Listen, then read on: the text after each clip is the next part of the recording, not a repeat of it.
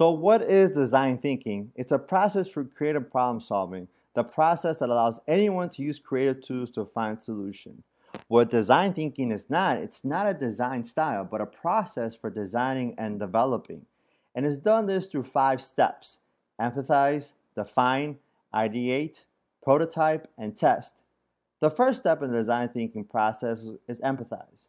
You develop a deeper understanding of the challenge. That challenge, of course, being the user.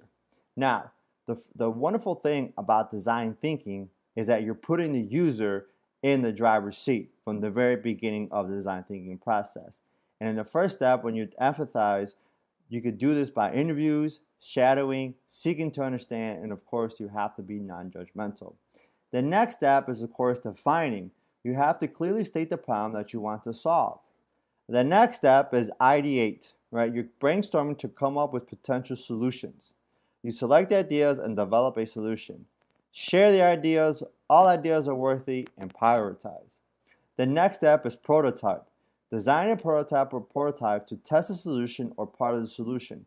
You can do this through mockups, storyboards, and remember, keep it simple, fail fast, and iterate quickly.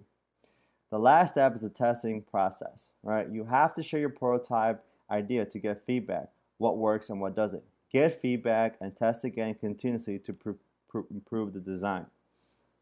Remember, design thinking has to involve all 5 phases: empathize, define, ideate, prototype, and test in order for it to work.